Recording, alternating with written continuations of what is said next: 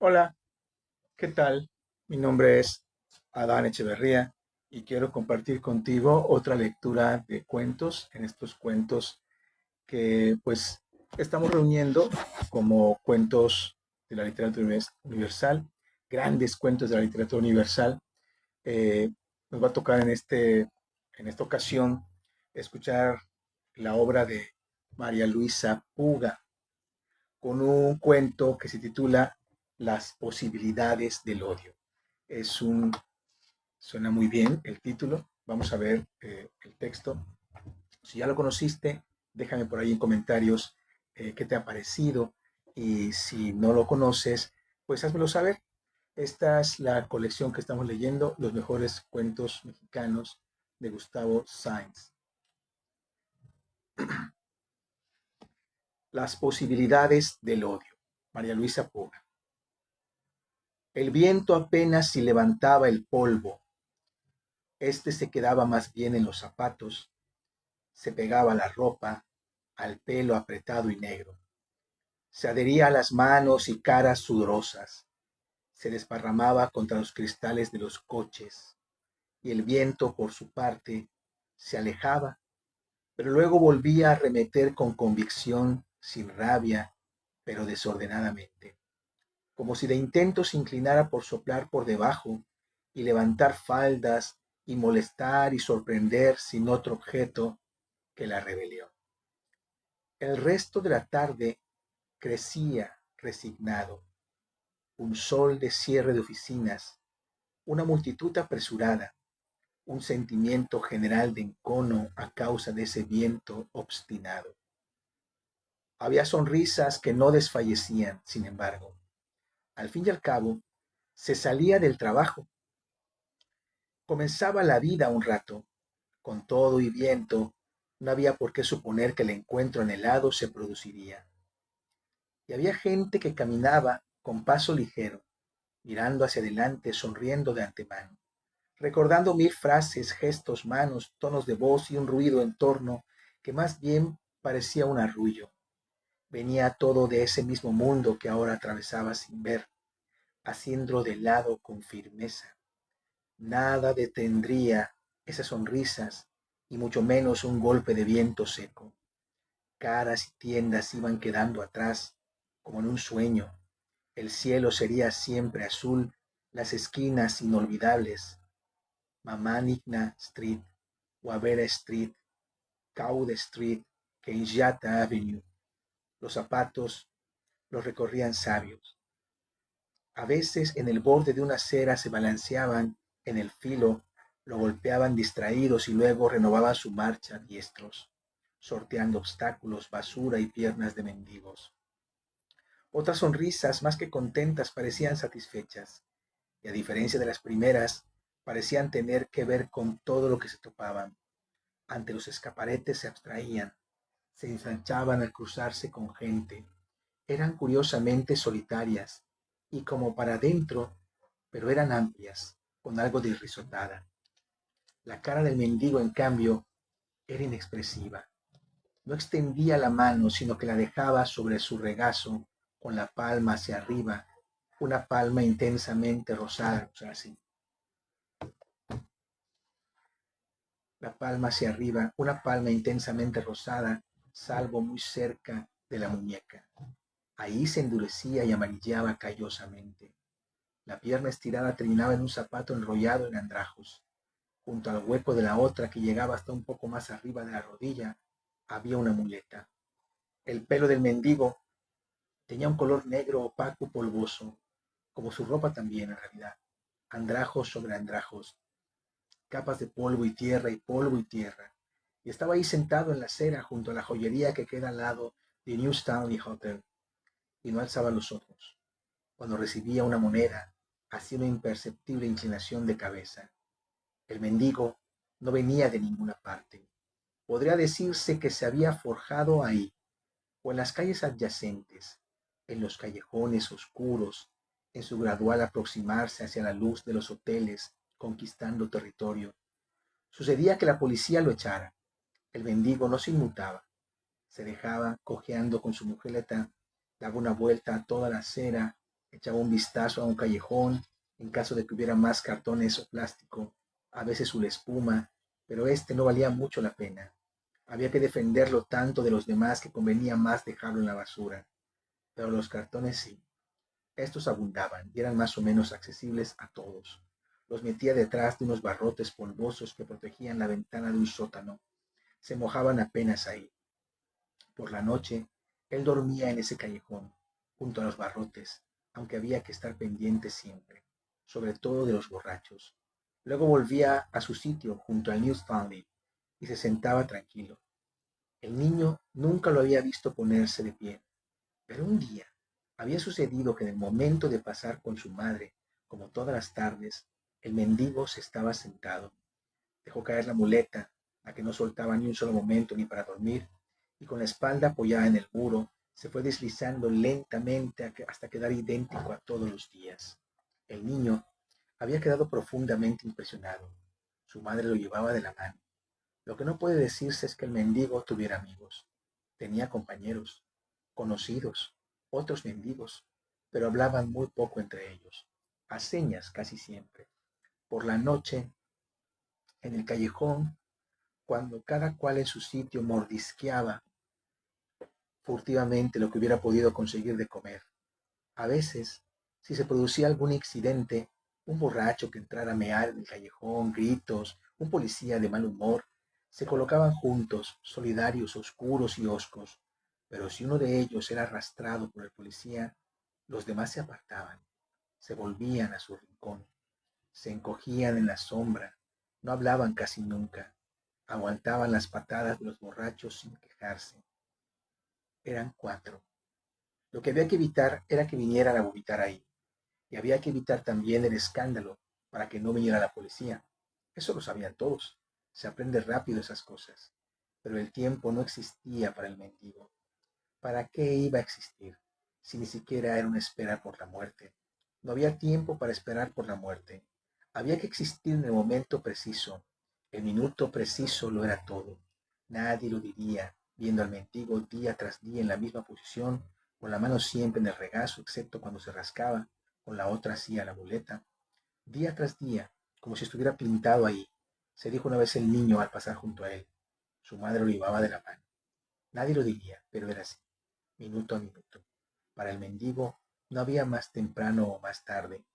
Eran minutos, uno tras otro, muy rápido, muy peligrosos. Porque para empezar estaban los perros y los gatos, aunque estos mucho menos. Menos gatos y menos peligrosos. Los perros sí, los perros de la gente. Porque en Nairobi no había perros callejeros, había mendigos. Es decir, en esas calles. En los barrios pobres había de todo. Pero en fin, los perros de la gente. Los que la gente llevaba de una correa. Los perros husmeaban a los mendigos y los dueños los jalaban alarmados y el perro se asustaba y ahí estaba el peligro. Pelaba los dientes, a veces muy cerca del mendigo. Una vez un perro se había puesto a mordisquear la muleta. Su dueño lo temía de la correa, pero hablaba con alguien. No se daba cuenta. El mendigo, aterrado, movió un poco la muleta y el perro comenzó a gruñir, a olisquear y gruñir mientras trataba de morder la muleta. El mendigo lanzó por encima de la cabeza del perro, tratando más que nada de sacársela de frente. El dueño del perro lo vio en ese instante y se puso furibundo y comenzó a decir cosas en inglés. Era un blanco, naturalmente, y naturalmente el mendigo no hablaba inglés, pero se dio cuenta de que el dueño del perro creía que él le quería pegar al perro, y el perro ladraba furiosamente a la muleta. Finalmente, su dueño se lo había llevado, pero esas eran las cosas que traían a la policía. Era peligroso. Si la policía se fijaba demasiado en él, lo echarían definitivamente de ahí y eso era trágico. No solo porque ya se había acostumbrado a ese sitio, sino porque además quedaba medio protegido por el alero de la joyería. Además, estaba muy cerca de su callejón. Además, la gente de los negocios contiguos ya se había acostumbrado a él. Y los demás mendigos, aunque lo envidiaban, ya no se lo quitarían. O sea, mientras la policía no lo echara. El rincón era, pues, suyo. Podría considerarlo suyo, pero la muleta no podía dejar que se la arruinara.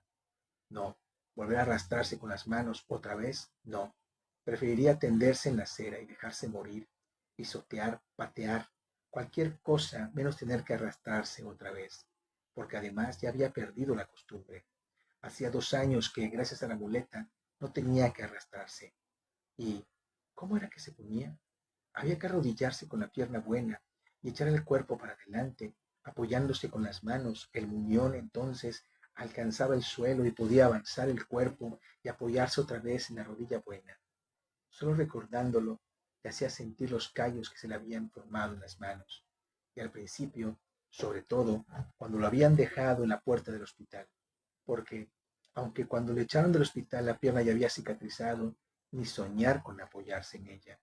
Lo habían dejado de pie, en el pie, en la puerta, a la que había llegado saltando, apoyándose en el hombro de una mujer que limpiaba los corredores. Las enfermeras no querían saber nada. Ahí apoyado en el muro, había sentido el sol por primera vez desde 3 meses.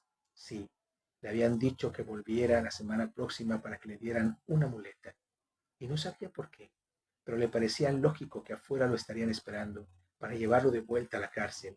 Pero no, no había nadie. Una calle anchísima y gente que caminaba.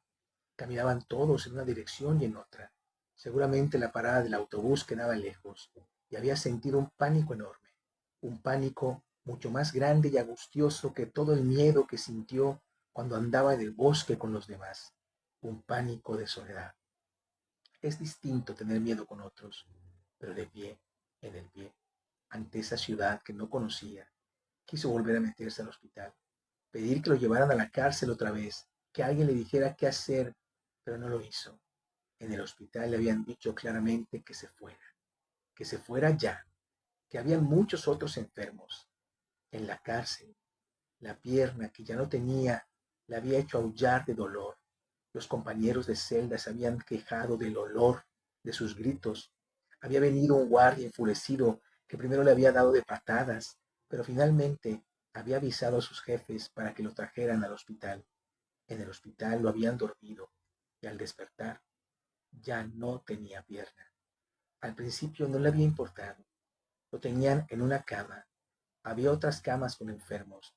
La pierna no le dolía. Le daban comida. Lo insultaban también. Pero, ¿qué podía importar? Insultaban a todos. Lo importante era que hubiera gente, que hubiera voces y pasos, no como en el bosque cuando se perdió. Algo pasó. Lo habían mandado con 2 compañeros a traer comida de una aldea vecina, y en alguna parte del bosque se separaron, y él no supo más a dónde ir. No conocía bien el bosque. Hacía un mes solamente que se había unido a los Mau Mau. No, el tiempo no existía, porque antes del callejón todo había sido infinitamente peor. El minuto anterior era peor siempre. Por las mañanas, antes de que saliera el sol, era peor que a mediodía, porque los huesos dolían y el cartón se volvía helado. Y a mediodía era peor que la tarde, porque el sol calentaba insoportablemente la acera, y si llovía era peor, y si hacía viento era peor. Cada minuto dejaba atrás lo peor. Lo peor había sido cuando el oficial de distrito de su pueblo lo había apaleado y había mandado incendiar su choza. Nunca supo por qué. Lo tuvo en la cárcel unos días. Luego lo echó, pero ¿a dónde iba a ir? La gente le tenía miedo. Creían que ellos serían los sirvientes. Alguien le dijo, vete del pueblo, es mejor. ¿A dónde? Nadie quería africanos vagos. Nadie le daría trabajo. Tenían demasiado miedo a los Mau Mau. Se fue al bosque. Contó lo que había sucedido a unos hombres que se encontró. Les dijo que no tenía a dónde ir. Los hombres no le creyeron mucho, pero le permitieron quedarse. No lo dejaban seguirlos. Lo ponían a limpiar senderos. Lo mandaban por comida a las aldeas. Lo dejaban estar ahí. Nada más que eso. Luego en la cárcel lo habían apaleado para que dijera nombres, escondites, pero él no había conocido sino a ese primer grupo. Cada vez que se repetía esos nombres lo bofeteaban. Ya los dijiste, le decían. Era peor de niño, cuando su tío lo apaleaba a cada instante. Sus padres habían muerto en una plantación que se había incendiado. Le habían dicho eso. Él no se acordaba sino de su tío. Tenía 4 años cuando sus padres habían muerto. Ahora tenía 26. A veces dormitaba en la acera, con la mano abierta sobre el regazo y la otra haciendo la muleta. Pasaba suavemente de un estado de cavilación a uno de quietud oscurecida. distanciada del ruido, de los pasos de la gente, de sus andrajos. Era como entrar realmente a casa y soñaba con su pierna. El niño, de la mano de su madre, se había dicho maravillado, y duerme aquí también. Sí, su pierna, la que nunca antes llegó a conocer suficiente. La veía en el momento en que se la separaban del cuerpo, la veía en todo su volumen y longitud, los 5 dedos del pie, con sus respectivas uñas, la rodilla, y luego ese tremendo vacío, el corte, el final de la pierna, y vuelta a empezar. Los dedos, uno a uno, el empeine, el talón, y así, siempre así, sola, en una especie de mundo desierto. No era un sueño ni inquietante ni placentero, era un momento, quizá un estado de ánimo. Lentamente volvía a la superficie, salpicado de sonidos de coches y voces y visiones fugaces, constantes, premiosas de piernas y piernas y piernas que le pasaban enfrente. Abría los ojos sin moverse y permanecía ahí, en su rincón, en su tiempo infinito. Era rara la ocasión en que se topaba con otra mirada, no solo porque apenas se levantaba los ojos, sino porque sabía, sentía que aunque lo hubieran hecho, la gente rehuiría sus ojos. Lo había sabido desde el hospital. Ni siquiera los otros enfermos habrían querido mirarlo a la cara. Desde antes, de niño. Entonces habían sido las mujeres en casa de su tío las que no querían mirarlo. En la cárcel, cuando gritaba de dolor, todos le volvían la espalda, igual que cuando había venido el oficial de distrito a buscarlo a la parcela de su tío. Al cruzar la aldea, entre toda esa gente que lo habían visto crecer, nadie había querido mirar. Se alejaban, daban la espalda, y ahora los otros mendigos y él también jamás alzaban la cabeza, nunca, pasara lo que pasara. ¿Para qué además? ¿Para qué? Él quería, él lo que quería era oír gente en torno suyo, verlos pasar, saber que estaban cerca, olvidar una y otra vez ese momento de pánico que había sentido al salir del hospital. ¿Qué sabía el mendigo de las fuerzas socioeconómicas que pugnaban por hacer de Kenia una nación independiente y moderna? Esas fuerzas que se sometían a una lógica de desarrollo mediante la acumulación de capital. Sabía que, por ejemplo, de la maraña de piernas que poblaban su horizonte, unas eran más lujosas que otras, unas eran blancas, otras negras, unas más firmes, otras tambaleantes. De la ciudad sí, lo sabía todo. Por dónde cruzar sin ser atropellado, en dónde detenerse para no ser percibido, cuáles basureros eran los mejores, hasta dónde podía llegar. En una época el mendigo había frecuentado el mercado, muy al principio, cuando aún no había descubierto la ciudad. En realidad los sitios llegaba siempre por accidente. La policía lo sacaba de uno y lo echaba en otro, donde fuera, para quitarlo de enfrente, y en una de tantas lo habían dejado en el mercado. Se arrastraba muy dificultosamente en esa época, y en el muñón a veces se le formaban llagas que sangraban. Le habían dicho en el hospital, manténgase limpio. Si se llega a infectar, no será fácil curarlo. No lo apoyaba en el suelo, y eso hacía que avanzara muy lentamente y se cansara mucho. Todavía pensaba en el hospital en esa época. Pensaba que tenía que volver cada semana a ver si ahora sí le daban la muleta. Las veces que había ido, 2, le habían dicho que no, que ya pronto, que volviera la semana siguiente. Pero eso era cuando no volvía de ninguna parte, sino que se quedaba por allá, junto a un bodegón que había cerca del hospital.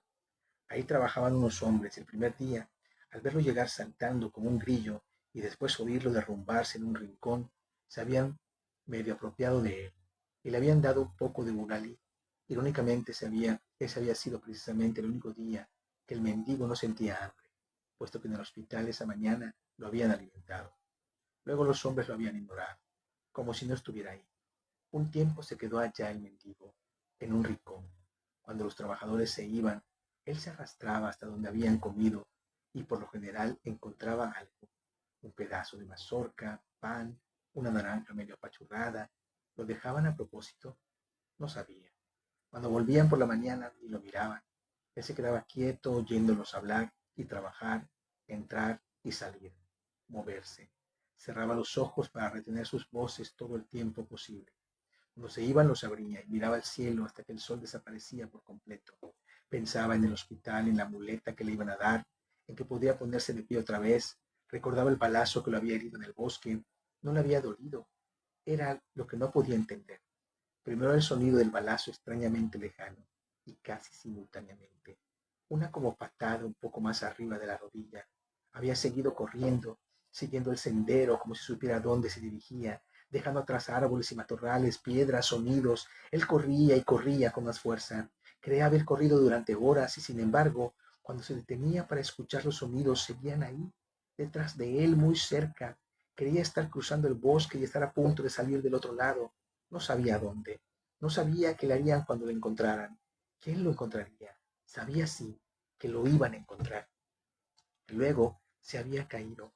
Había rodado y al tratar de levantarse para seguir rápido, quería saltarse sobre sus pies, correr, correr más todavía. Había visto la sangre, toda su pierna cubierta de sangre, sangre que salía y salía, su sangre. Y así lo había encontrado la policía. En el mercado no llamaba la atención. Había muchos otros mendigos. Lo habían mirado con odio cuando la policía lo dejó ahí. Vete a buscar trabajo, a ver si te pones a tejer canastos o algo, le dijeron. Lo pusieron en la acera de pie, sobre su pie, apoyado en una reja, frente a una parte del mercado, a donde había puestos de vasijas de barro, canastos, cucharas de madera, máscaras, y vio al primer mendigo, las dos piernas dobladas hacia adentro, unas rodillas enormes. Se arrastraba sentado, ayudándose con las manos. De cuando en cuando se detenía y alzaba la mano para pedir limosna a la gente que pasaba. Había muchísima gente, blancos, negros, asiáticos, todo. Pasaban por todas partes, de todos lados, mucha, mucha más gente que en su aldea. No había visto nunca tanta, nunca había visto tantos blancos juntos. No sabía que hubiera tantos. Uno o dos que mandaban, sí, pero tantos, mandaban todos. Canastos él no sabía tejer, ni sabía tallar madera, ni hacer vasijas de barro. Lo único que sabía era arar la tierra, y ya no podía. El mendigo de las piernas dobladas lo miraba y él no quería que lo siguiera mirando, pero quería aún menos que lo viera caminar a saltos, y se había quedado ahí quieto cuando, sin darse cuenta casi, sin mirar a nadie, estiró de pronto la mano ante un hombre que pasaba.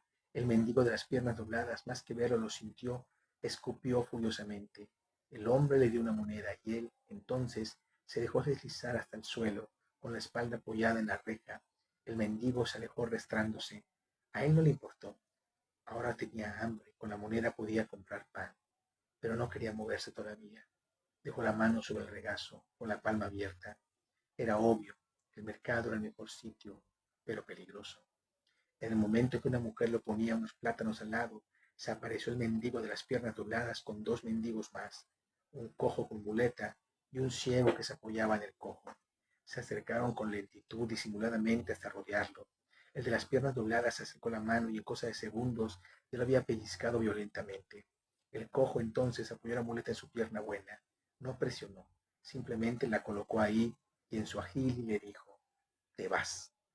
En ese momento él hubiera querido pedir, rogar, convencer, hubiera querido alzar la cara y mirar al cojo y explicar que nunca fue Mau Mau, que nunca le hizo nada al oficial de distrito, que tampoco había traicionado a sus compañeros en el bosque, pero no pudo hablar.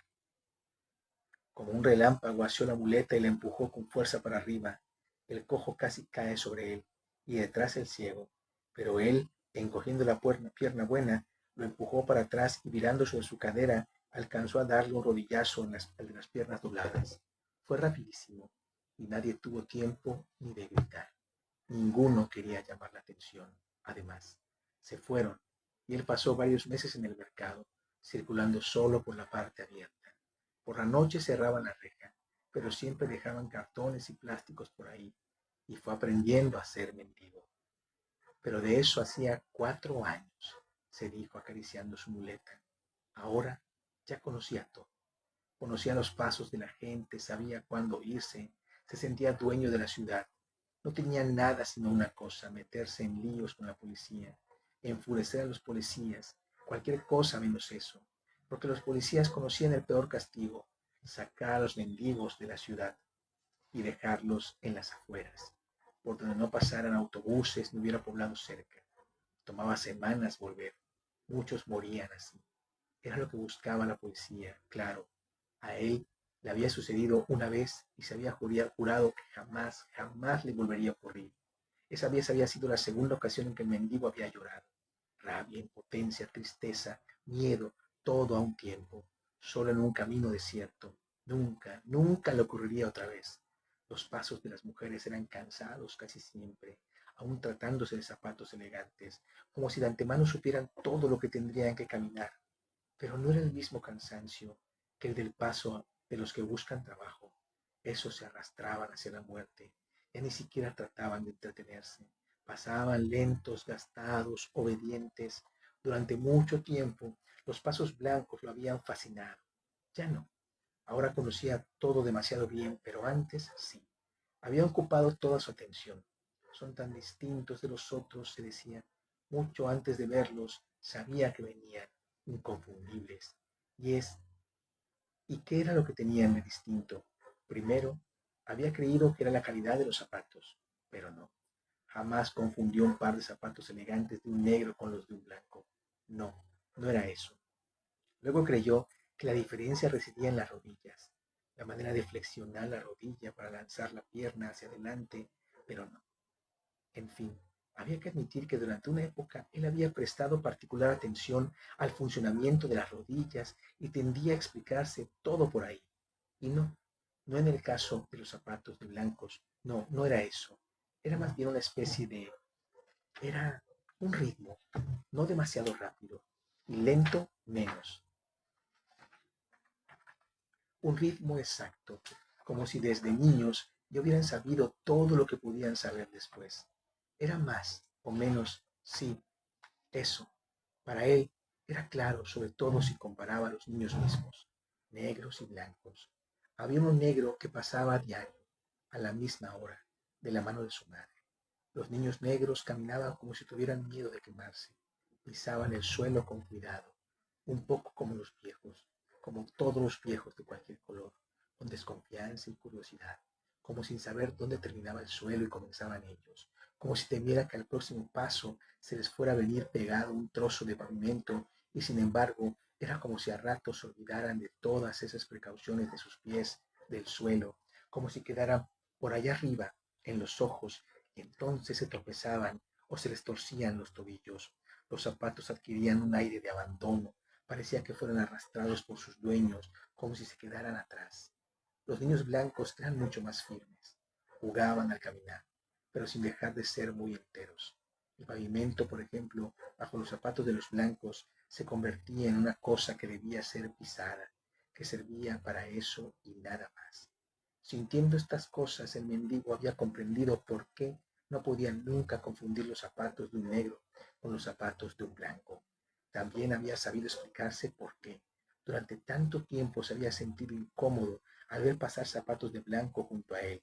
Eran tan zapatos, tenía que lo pisaran. No lo pisaron nunca, pero si ya no le preocupaba no era porque se hubiera acostumbrado, sino por un sentimiento general de indiferencia. Toda su infancia oyó hablar de los blancos, y no fue sino cuando lo atraparon en el bosque que los había visto de cerca. Antes nunca. Antes oía hablar de ellos como quien oye hablar de una aldea que no conoce. Algunas gentes decían que eran sabios, otros que eran malos. Unos parecían admirarlos, otros los odiaban. Nadie dijo nunca que fueran hombres, que pudieran ser siquiera buenos.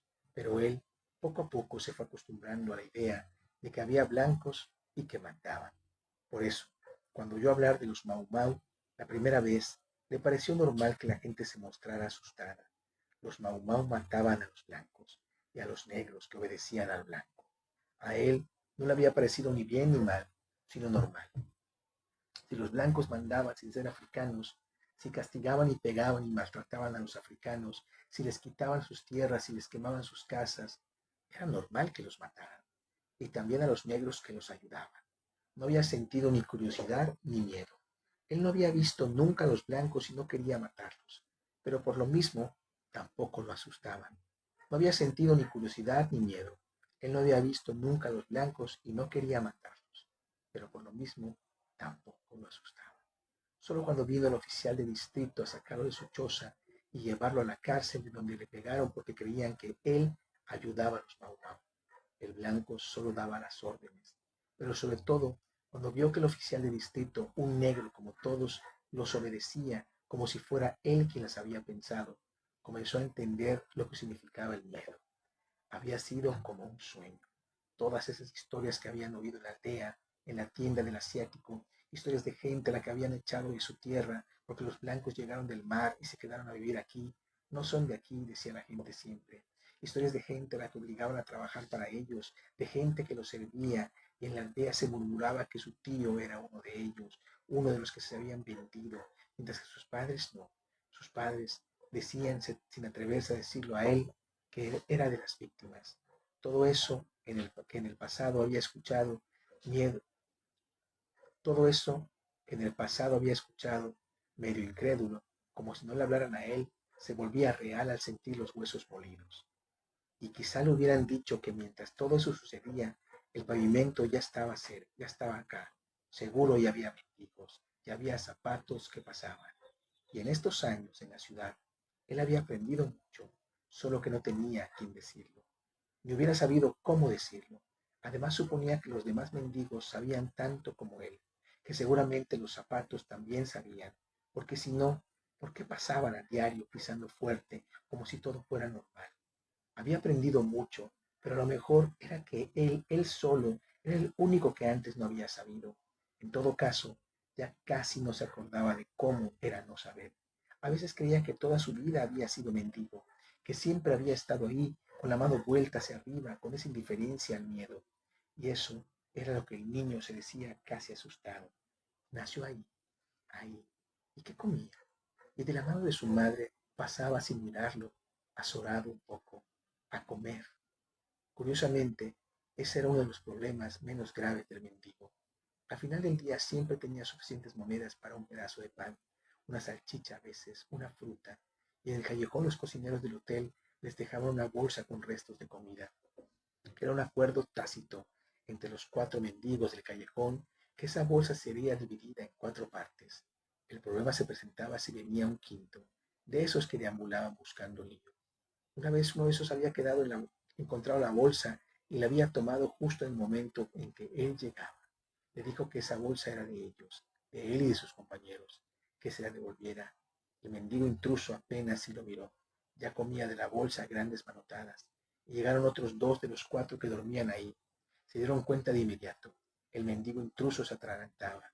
Nadie gritó, nadie levantó la voz. Con la muleta apoyándose en un tambo de basura, el mendigo le asestó un golpe bárbaro en el hombro. La bolsa cayó al suelo y los otros dos se precipitaron sobre ella a comerse lo que quedaba. El intruso se fue, sobándose y también masticando. Y es que el hambre era como el tiempo, no existía, no tenía principio ni fin, estaba ahí siempre. El hambre y él eran lo mismo. Nunca, no había sentido hambre y había acabado por acostumbrarse, a tal punto que ya no pensaba en comer. Cuando por la noche en su callejón mascaba lentamente sus pedazos de pan, o a veces las papas cocidas y frías que les dejaban en la bolsa, se le apelotonaban en la garganta, por más que masticaba largo rato. Muchas veces se dormía en la comida con la comida en la boca, con la fruta le iba mejor. El jugo se le escurría por todos lados y le traía recuerdos viejos, inalcanzables, pero todo lo comía muy lentamente, con un callado pavor. El problema era el agua. La sed lo atormentaba mucho más que el hambre. Algunos mendigos compraban cerveza cuando tenían lo suficiente, pero a él la cerveza lo hacía vomitar. Él quería agua, simplemente. Tenía una vieja lata de aceite que llenaba todas las mañanas en la única toma de agua que había por ahí cerca. Había que ir muy temprano para evitar problemas. No solo los otros mendigos, sino también los trabajadores, los barrenderos, los mozos, se enfurecían si tenían que esperar a que un mendigo terminara. Llenaba su lata muy temprano, tomaba un poco y la llevaba a su callejón. Ahí la ocultaba tras los cartones. Durante el día se obligaba a no tomar, a no comer, para no tener que moverse de su sitio. Y si se hubiera llevado una lata con él, habría bebido y habría tenido ganas de mear. Esas cosas se iban aprendiendo.